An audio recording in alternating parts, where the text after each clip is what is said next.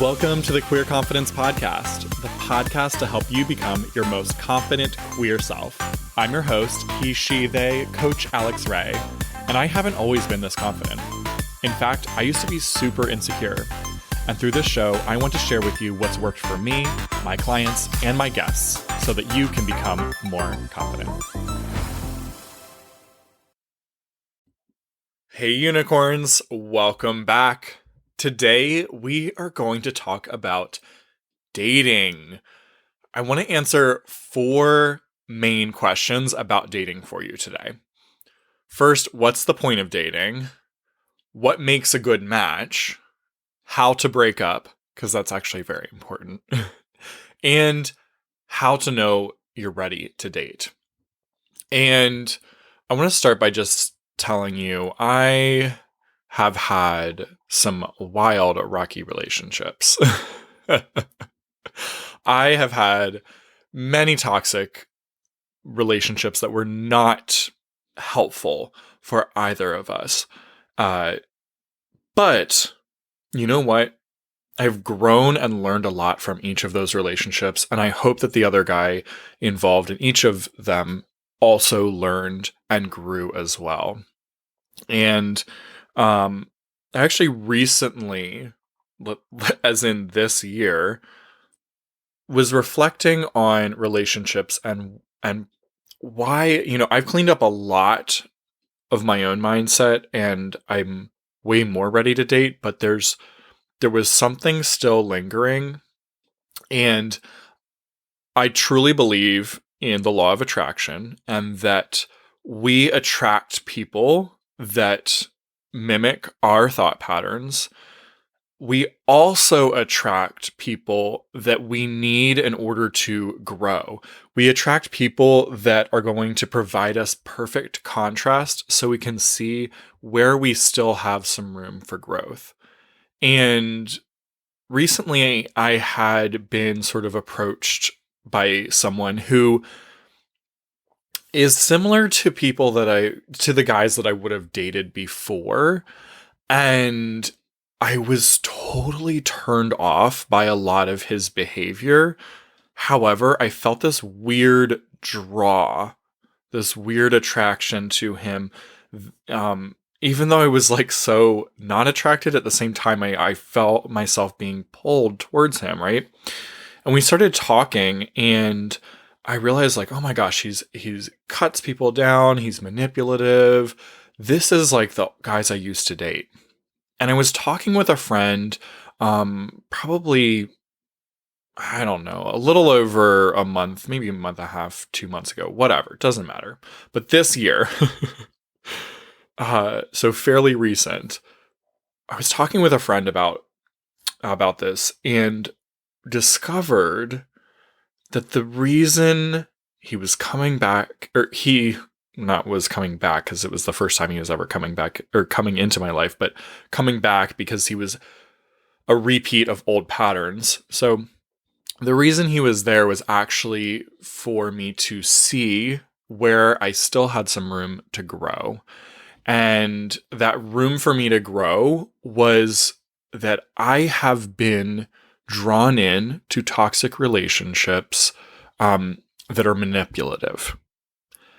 And I realized through talking to this friend and talking it out that I am drawn to manipulative relationships because it's familiar to me.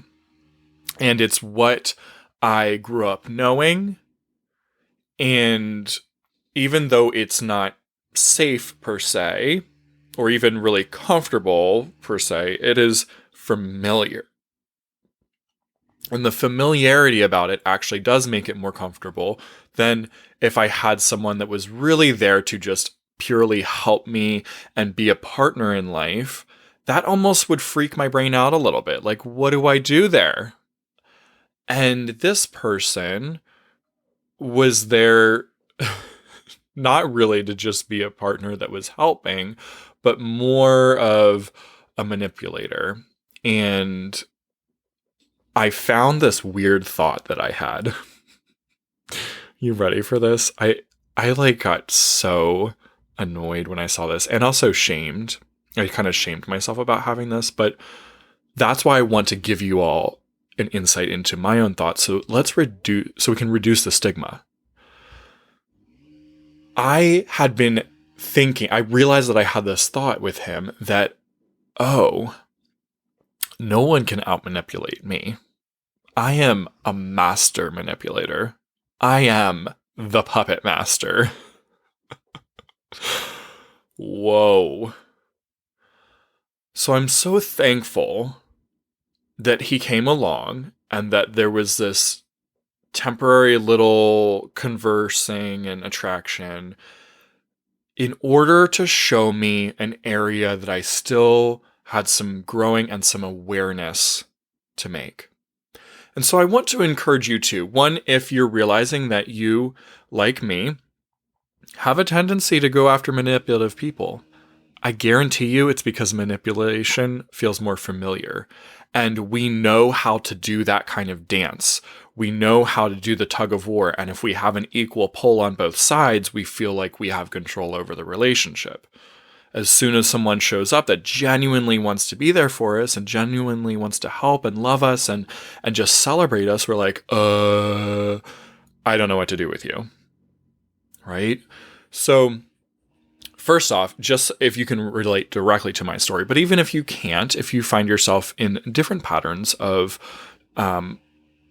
negative relationships showing up, I want you to think about what they're there to teach you. What are they there to reveal to you about yourself? Because here is my promise to you. When you are totally cleaned up in your own thinking, your own self-worth, your own confidence, your view of yourself, you are not attractive to these people that you don't want to be in a relationship with, and they are not attractive to you. So if you're finding that they're coming into your life, or you're coming into their life, right? If your lives are meeting and you're having a pattern, there is something for you to grow in. And they are just there in order to help you learn. Your spirit knows what it needs to learn, and it will bring in those people in order to give you the contrast you need to know more of what you want and more of what you don't want. So don't be discouraged when you're finding yourself in any kind of pattern of toxic relationships. It is just an opportunity to grow. So let's get into these 4 questions. What's the point of dating? What is the point of dating? That's our first question. I love I might butcher his name, but Sean Galanos. We'll link him up in the show notes here to his Instagram, but he had this great video on Instagram where he said, what is the point of dating? The point of the first date is to find out if you want to go on a second date. The point of the second date is to find out if you want to go on a third date. The point of the third date is to find out if you want to go on a fourth date, and so on.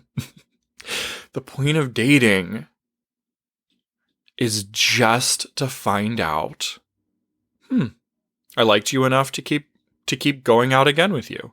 Or, nope, not for me. That's it. We overcomplicate it and we let our brains drift off into the future.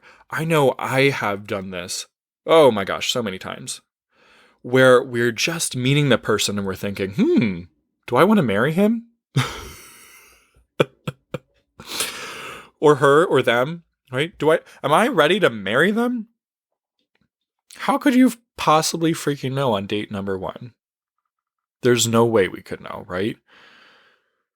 But what if you go into the dating process with, I'm just ready to allow them to continue to reveal themselves to me? And do I like them enough to go out again? Yes or no? It doesn't have to. We jump so quickly into, let's make this exclusive. Or let's make this, let's start talking about what marriage looks like and stuff on date number 3. I think we could really use some slower approaches to dating. And so I love it. I'm really going to give you that one answer right there. What is the point of dating? The point of dating is to decide whether you want to continue to go out with this person. Take the pressure off and get to know them for genuinely who they are. Because when you have pressure on it, you start making excuses. You do what I call painting the red flags green. You're like, well, I've been imagining marriage with this person and we're on date number 3 and there's this big red flag, but you know what? I can fix that. I can paint that flag green. Don't do that, my friend. Just decide whether you even want to have another date with them. Okay? And we'll talk about how to break up in a minute. There you go. What makes a good match? This is a fantastic question. And it's something that when you're caught up in being desperate to fill your loneliness, to heal loneliness through dating, it's really hard to actually focus on, wait a minute, is this person even a good match for me or not? So a good match is someone that has similar wants and desires for their future. It's funny because when we start the dating process, so often we ask these shallow questions, like, you know, what are your hobbies? What do you do for fun? What do you do for work? Nice things to know about a person, right? Nothing wrong with getting to know those things. However, what about what they want for the future? Are you even aligned on the path that you see forward? If not, it's a good place to say, thank you so much for your time. You're a phenomenal person. You're just not my person. Right? It's really fun to do this exercise that Brooke Castillo from the Life Coach School, that she kind of coined this term, a want match, where you explore what are your wants in a relationship. What do you want to receive from a relationship? What do you want to give to a relationship? How do you want to show up in a relationship? And if you're at a point where you're more serious, you've done some dating, you've gone out on lots, and you're sort of ready to really maybe discover this in a more formal way with your other person. Now, you can ask some questions to find out what their wants are, but you could also, when you're further along, say, hey, I want to do this exercise where we write down what we want out of the relationship. And I want us to be able to look at it and see if we have a want match. A want match. Do we match in the things that we want for our future? In the things that we want to give to the relationship? And the things that we want to receive from the relationship? Because if you just approach every dating opportunity as marriage, and then, oh, marriage has to be forever and it has to be this long thing, you make it so mechanical. You take the entire human part out of it. I personally have no problem with divorces, and I grew up in an environment that taught that divorce was evil and that people who got a divorce must be having problems with their relationship with God. But I think that really misses the point there of what a relationship is supposed to be. Relationship really can just be a partnership between two people who have similar desires, similar paths forward, who want to be there with each other, for each other, and partner on this life. And I don't want to be with someone who does not want to be with me. So if we get to a point in our relationship where we don't want to be together, we don't want to do this thing together anymore, I would so much rather know than have them fake it and maybe lie or go behind my back in that relationship. That's not truthful. That's not authentic. That's not loving to ourselves or the other person. No. And it also puts the responsibility on us to really know who we are and what we want, and to put in the effort to the relationship. Because then we're not in the relationship because we have to be, because we have some sort of agreement on paper. We're in the relationship because we want to be. And when you want to be somewhere,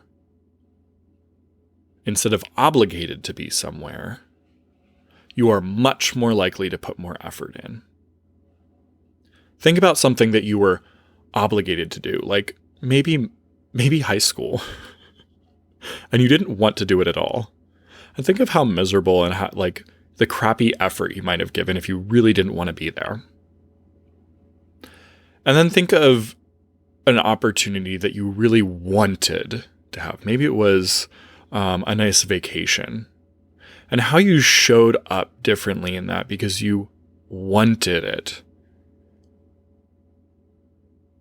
The difference is that in one case, you felt forced, and the other, you actually did it because it was authentic and true to who you are. And you put a lot more effort into planning that vacation, I'm sure, than you put into your schoolwork. I know it's a goofy example, but am I right or am I right? And then the other things that make a good match are being opposites in some practical areas. So, for example, I don't like cooking. Right? I would love to find a man who loves cooking. I would like us to be able to partner in that way. And I know I'm great at adventuring and like providing entertainment and doing new things. So if there's someone that's kind of timid about like trying new experiences, perfect. I'll be able to pull him out of his shell. And together we'll stretch and grow each other by doing things that the other one doesn't really want to do, right? We'll fill those things. He can cook. I don't have to. And we will also grow together because I can stretch him in trying out new things, going outside his area of comfort. We also want to be similar to our partner in our self-discovery, in our understanding of ourselves. Someone who is still trying to figure themselves out might be an awesome person, but they can't effectively really understand who they are while being in a relationship with you, most likely.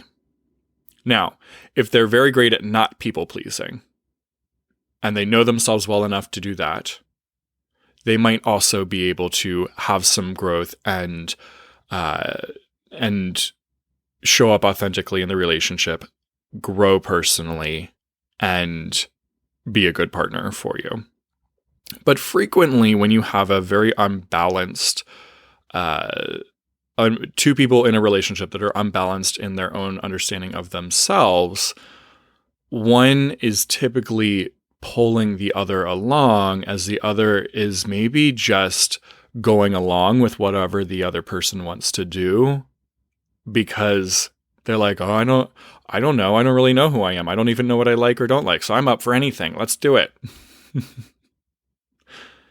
And that's not a healthy way for either of you to really grow as a partnership, because that's not a partnership. That's really a leader and a followership. All right. Third question. How to break up. No, I have had two very good breakups. I had a lot of really poor ones.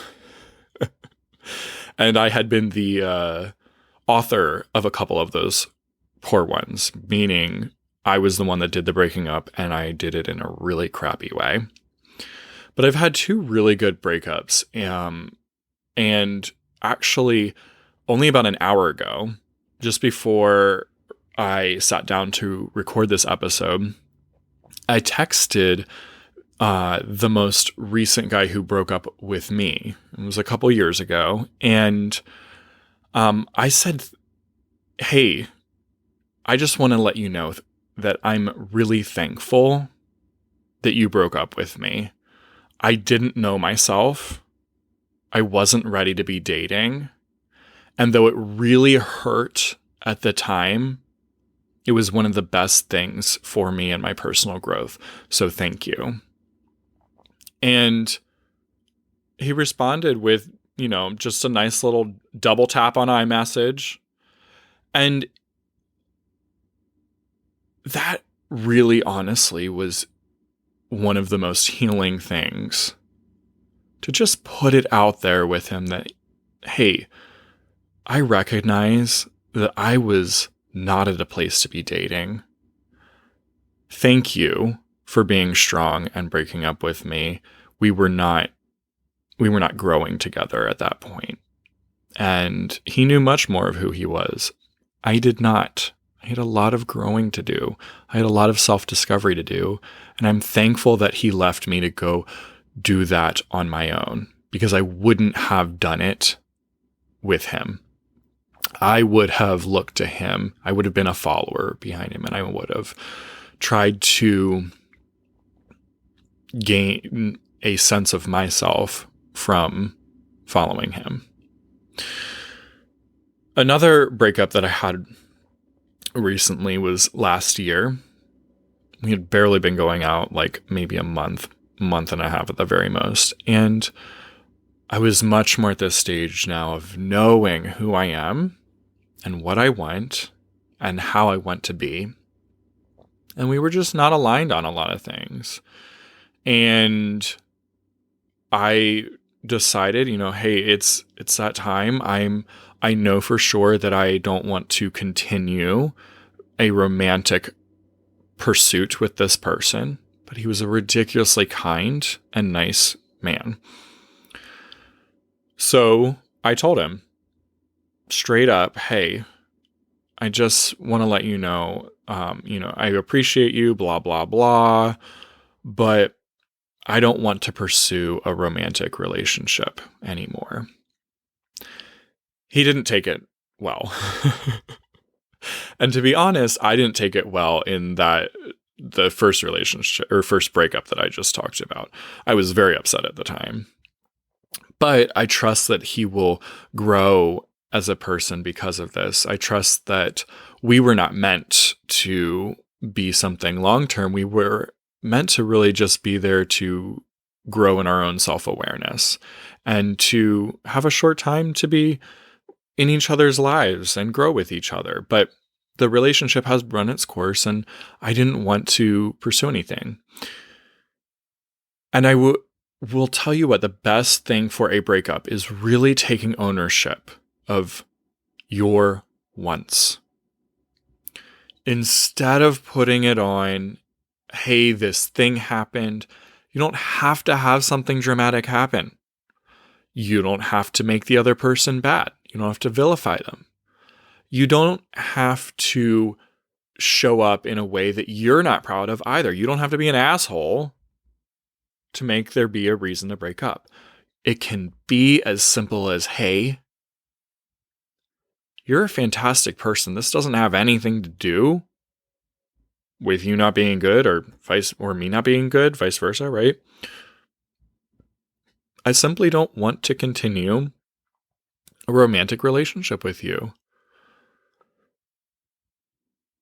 it takes away all of the opportunity for argument and for blaming and for vilifying, right?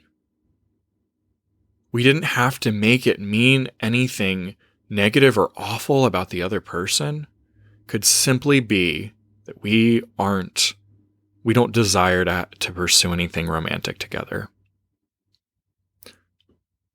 It was honestly the best breakup I've ever had. Very easy and clean cut. And when I say easy, maybe simple is a better word. I felt like I was going to vomit afterwards. It wasn't that easy. But it was very good. All right.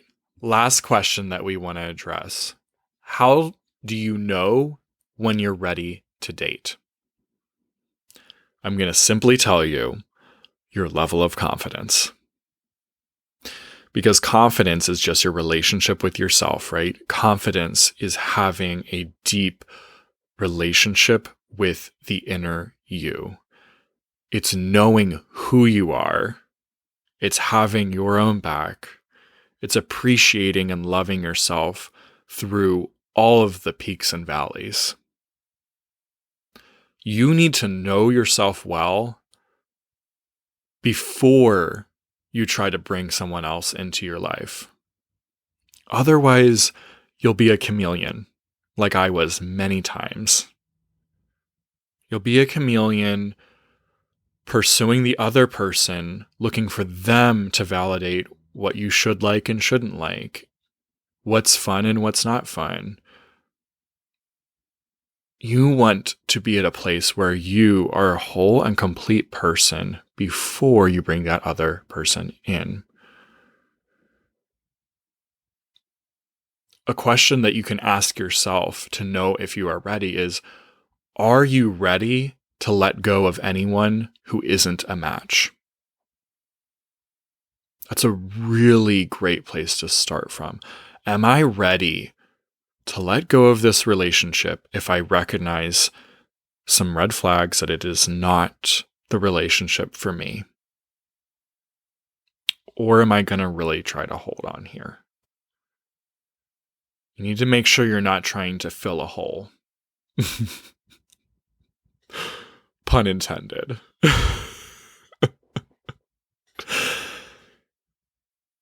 Yeah, you are not in a relationship to become a complete person,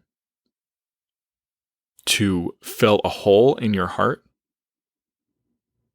to complete yourself, to prove that you're worthy. You're in a relationship as two complete people, a partnership in which both of you grow together and journey together and strengthen each other and enjoy each other. That is the point of a relationship. That is the purpose of dating. And I cannot stress highly enough this last point, that you must know yourself well before you try to date. All right, my friends. Hey, if you are ready to start that journey of confidence, to knowing yourself so that you can show up whole in a relationship. I mean, it's why my clients find it so much easier to date and to find and attract their dream partner. It's because we work on confidence together. We work on your view of yourself first, and you very easily, you might even call it magically, attract that perfect person. So if you're ready to work on your confidence, I'm ready to help you. You know how to find me. So you can sign up for a consult anytime, and let's go. And as always, if you really enjoyed this episode, please share it with a friend. Help heal our community. We can do this together. I'll see you on the next episode. Bye. If you enjoyed this episode, don't keep it to yourself. Share it with a friend so they too can become more confident. You can also help more people find the show by leaving a 5-star review wherever you listen. And if you want to become a more confident queer with support from yours truly, head to coachalexray.com or use the link down in the show notes. I'm looking forward to working with you.